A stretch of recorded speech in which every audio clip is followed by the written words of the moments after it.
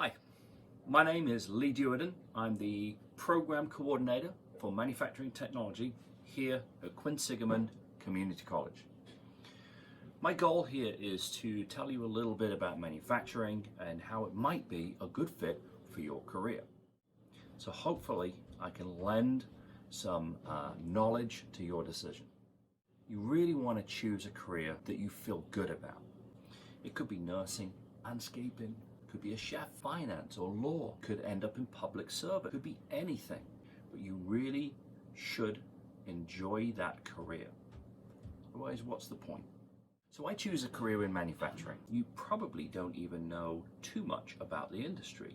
So let me try and provide you with some basic information to help you make that decision. Manufacturing is all around us. We get up in the morning, we get our coffee at Dunkin' Donuts or McDonald's. Those two companies are producing a product. And there are other companies, Biogen, Mezzo, Boeing, Tesla, lots and lots of high-tech companies. The problems that these companies are having are that they can't just hire anybody off the street. Not everybody has the skills required. Their success as a company is dependent on their employees, and they are in strong demand. They're all looking for a solid, educated workforce, and that is you. So you probably don't realize how much manufacturing is around you. High-tech manufacturing right here in Central Mass. We've got lots and lots of small, medium companies. They don't all hire thousands of people. Some of them only hire 5 to 20, but some of them hire 200 and others hire 2,000.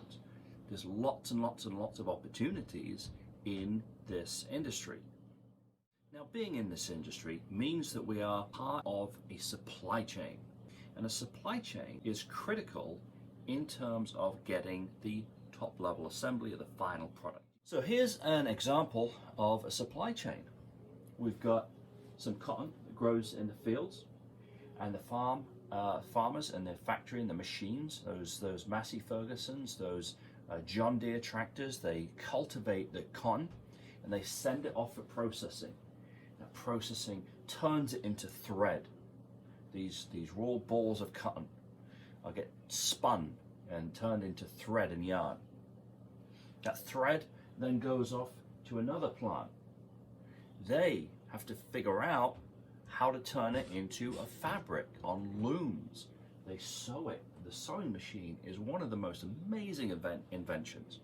It's incredibly complex, it's incredibly robust, and it is what drives the textile industry.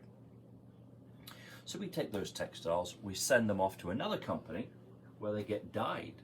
Look at your bedspread.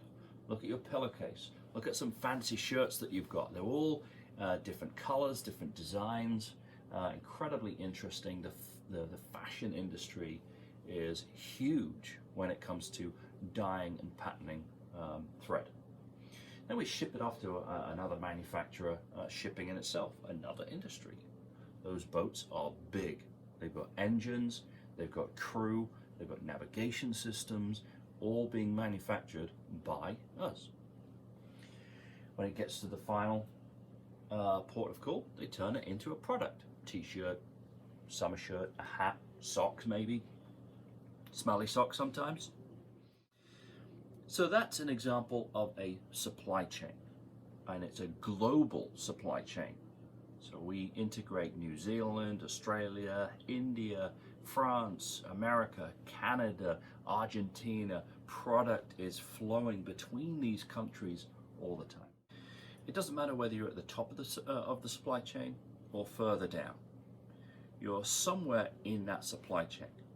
Very rarely are we going to end up being the final inspection engineer at Rolls-Royce motor vehicles. That's not likely going to happen. You're going to be, I don't know, making the leather seats for a Rolls-Royce, making the electronic components for a Rolls-Royce. Maybe you're making a navigation system for Boeing's new airliner. Okay, whatever it is, You are part of that supply chain. So I want to talk about the skills that you're gonna exercise while in the manufacturing industry. The first skill is being reliable. Funnily enough, that is a skill, and employers are desperate for their workforce to show up. That's the number one skill that most employers will tell you. Certainly human resources will say the same thing. Secondly, communication. It doesn't matter what language you speak, we need to communicate. Now, language barriers can be difficult, but we're not just talking about the verbal word or the written word. We need to interpret technical, challenging information. We need to synthesize it. We've got to apply that information to the product or the process. And then we've got to share that information so somebody else can do it. Thirdly, we've got reasoning. You have to reason with the numbers that you see, reason with the arguments, reason with the problem solving that you are involved in. Nothing runs smoothly 100% of the time. You're always going to have to reason with what's going on and make tiny little adjustments to correct things. Fourth is teamwork. A lot of people don't like working in teams, but without doubt, in any career that you choose, you are going to have to work in a team. There are too many complex systems in play in any environment for one person to be able to solve all the problems. Fifth, lastly, mathematics. So mathematics is a scary subject for many of my students. They don't like it. They don't see how it all ties in. What I would say is don't be scared of it. It's still a very important piece of the puzzle, part of the industry. Your ability to mentally calculate and adjust robots and control systems is critical, absolutely critical to the way that system will run. Finding these skills is as easy as going to school. You are lucky right now. Some of you are probably in high school, you're coming to the end of your high school career, and boy, I am jealous. Those are some good years, man. They are really good years, and you got some great years ahead. Don't get me wrong, you got great years ahead. But in your high school years, your teachers work so hard to round your brain, not with just math and science and English, but with your cognitive abilities, your empathy, your reasoning, your problem solving. Your teachers work so hard to make sure that you can then step up into an industry and keep practicing those skills. Once you graduate from high school, get up, go find a college that works for you. It could be a private 4-year school, but probably in the industry of manufacturing, start off with a community college. It's a heck of a lot cheaper, so you can focus your money on that motorcycle that you want. I know I do. But community college is affordable, and it is designed specifically to give you the right set of skills for the employers around the area. So start with community college, and then from there we get some work experience and we can start chipping away on our career path. Contact your local community college, contact me, set up a meeting with me, come for a tour. Obviously not now, not saying any face-to-face meetings right now. And again, with local companies, it's hard right now with the virus. But contact them. Get out and start looking at these companies, asking for tours. Go direct to HR. HR are going to love you walking through the door and say, hey, do you have any opportunity for someone like me?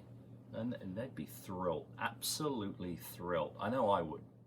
So we're coming to the end of our 10 minutes here. I may have gone a little past. But whatever you do, whatever you decide, whatever industry it is, if it's not manufacturing, that's fine. But keep moving forward. Don't stagnate.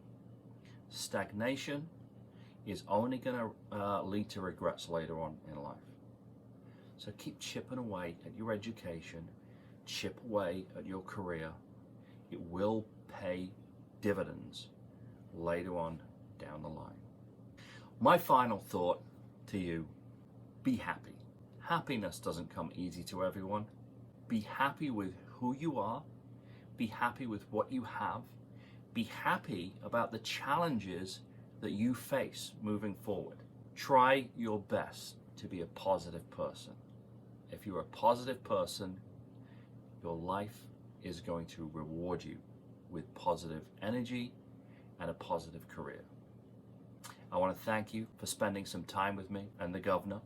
You can reach me at Quinsigamond by emailing manufacturing@qcc.mass.edu. My name again is Lee Dewarden. I am Program Coordinator, Manufacturing Technology, Quinsigamond Community College. Stay safe, be careful. Thanks for coming.